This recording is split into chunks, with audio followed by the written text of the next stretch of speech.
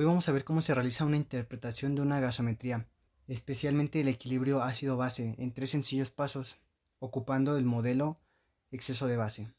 Para esto vamos a dar una pequeña introducción y si no quieren pues escuchar la introducción se pueden saltar rápidamente a los pasos, ¿ok? Pero esto es importante porque la evaluación del estado ácido-base y la oxigenación de un paciente es fundamental en cualquier pues contexto clínico, ya sea de primer contacto o un paciente hospitalizado, un paciente estable, un paciente inestable.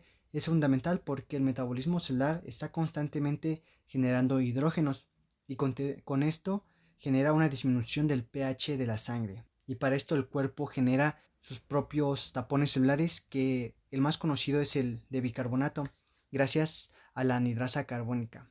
Y aquí en este pequeño esquema se los pongo, que CO2 más agua más la anhidrasa carbónica genera bicarbonato e hidrogeniones, y ya en los túbulos para la excreción se pueden absorber o secretar. Ahora, la clasificación. El modelo tradicional es el que pues la mayoría conoce, que primero se ve el pH, después vemos CO2 y bicarbonato, que es el que pues principalmente se ocupa, ¿no? El que principalmente nos enseñan.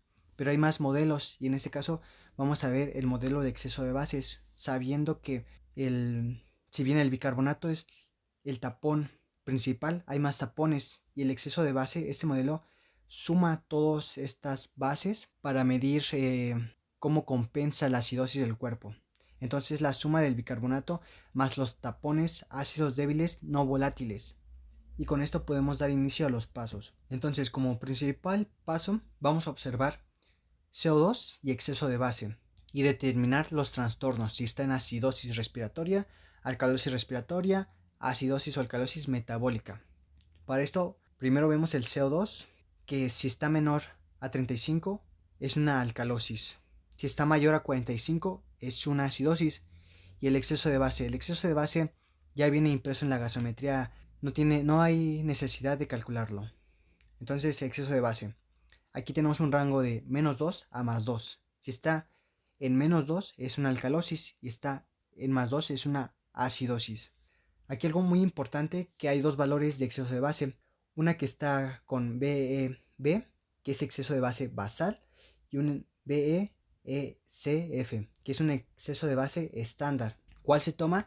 Esto va a depender de la temperatura. Si la temperatura está modificada, o sea que no está en 36 grados, se toma el BESF.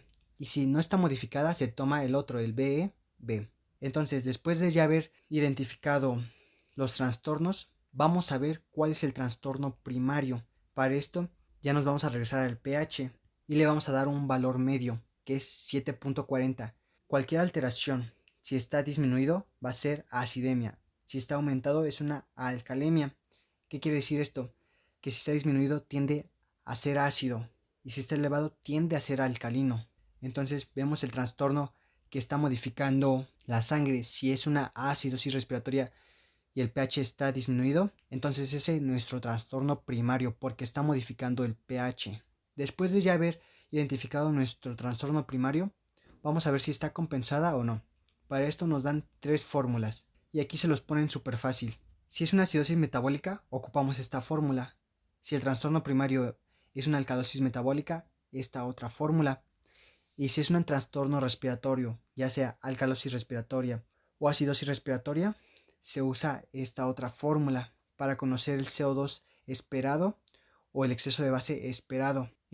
Pues estas fórmulas sí se las tienen que aprender de memoria y recordar que siempre hay un rango de más menos 2. Y bien, ya para finalizar, pues esos fueron los tres sencillos pasos para interpretar una gasometría en el equilibrio ácido-base. Y pues en este esquema pues es todo lo que hablamos. Primero, determinar los trastornos, después identificar el trastorno primario y por último ver si está compensado, y eso es todo. Y bien, hay tres posibilidades. La primera, que esté compensada, que esté agudizada y que todavía no esté compensada, o que sea un trastorno mixto. Y pues por último, pues les doy un consejo que mi doctor de neumología, cuando estuve rotando con él, me dijo que no se dice tiene una alcalosis respiratoria ni tiene una acidosis respiratoria, porque no puede tener una o dos, sino que se dice tiene acidosis respiratoria. Se le quita solamente el una. Y pues eso sería todo. Espero que les guste, que les haya servido. y ojalá pues aplíquenlo porque pues esta fórmula sí está 10 de 10. Y pues próximamente pues les subo cómo es que yo interpreto las gasometrías y para que vean que estos tres pasos se pueden aplicar muy sencillo.